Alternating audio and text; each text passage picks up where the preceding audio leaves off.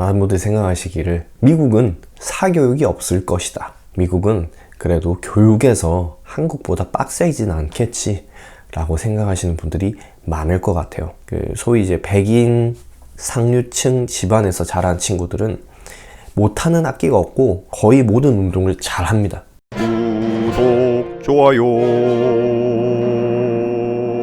제가 실리콘밸리에서 살면서 이제 애가 있는 가정을 많이 보는데요. 부모님들의 어떤 고충들, 고민들을 주위에서 많이 듣게 되는데 그런 것들 중에 사교육도 포함이 되어 있습니다. 아니, 미국에 사교육이 있어? 한국의 사교육이랑 조금 다른 느낌이에요. 한국은 학교에서 배우는 거 말고 따로 뭐 영어 학원을 가거나 아니면 수학 학원을 가거나 개인 과외를 시키거나 거기에 이제 사교육비가 많이 들어간다고 이미 알고 계실 거예요. 여러분 스카이캐슬 보셨죠? 저도 스카이캐슬 굉장히 재밌게 봤습니다. 거기 보면 뭐 장난 아니죠, 사교육.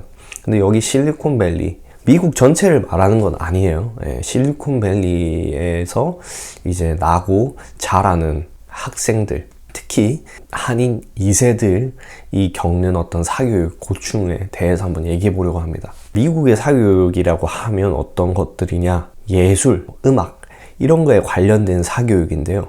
보통은 공립학교 같은 경우에는 학교에서 방과 후 활동으로 해가지고 일반 정규 과목이 끝나고 학생들이 학교에 남아서 바이올린을 배운다던가 뭐 축구 클럽에 가가지고 레슨을 받는다던가 그런 걸 합니다.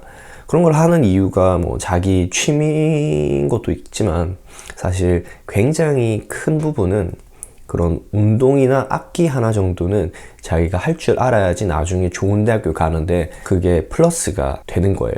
그래서 어떻게든 콩쿠르에 나가가지고 상을 받는다거나 해서 나중에 좋은 대학에 입시 지원할 때 자기 소개서에 나는 고등학교 다닐 때 이런 거를 했다 라고 적을 수 있는 거죠. 근데 캘리포니아의 공립학교들은 돈이 없습니다. 주에서 나오는 보조금이 많지 않기 때문에 방과 후 활동에 사교육을 포함시키지 않습니다. 방과 후 활동은 각자 개인 자비로 부모님들이 자비를 내서 그런 음악을 가르치거나 미술을 가르치거나 운동을 가르치거나 해야 됩니다.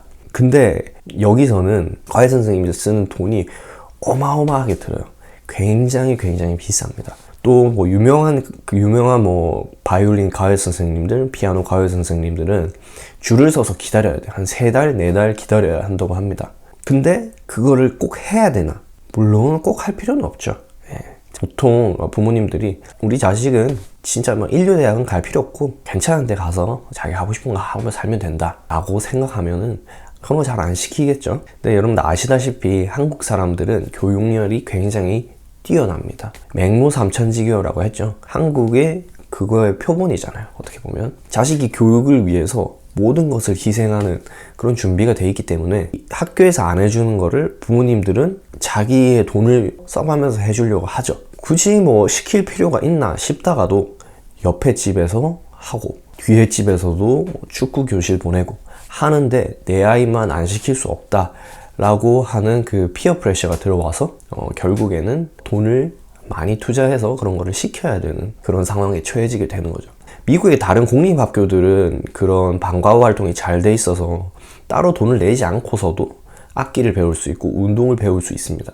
하지만 여기 실리콘밸리 베이에리아 지역에서는 공립학교들이 돈이 없기 때문에 각자 부모들이 지출을 해서 시켜야 된다는 그런 큰 문제점이 있죠. 그리고 봉사활동도 마찬가지입니다. 제가 이제 한국 부모님들만 설명을 드렸는데 소위 이제 백인 상류층 집안에서 자란 친구들은 못하는 악기가 없고 거의 모든 운동을 잘 합니다. 그게 왜 그러냐? 한국 엄마들만 그렇게 극성일 것 같죠? 아닙니다. 백인 엄마들 장난 아닙니다. 그 사람들은 이 돈도 있고 커넥션도 있기 때문에 정말 좋은 양질의 교육을 내 자식한테 시켜야 되겠다 해가지고 봉사활동 같은 것도 그 최고의 자선단체 이런 곳에 보내기 위해서 부모님들이 직접 뛰어다닙니다. 자기 모든 커넥션을 이용해가지고 자녀를 거기에 봉사활동을 보내는 거죠. 왜?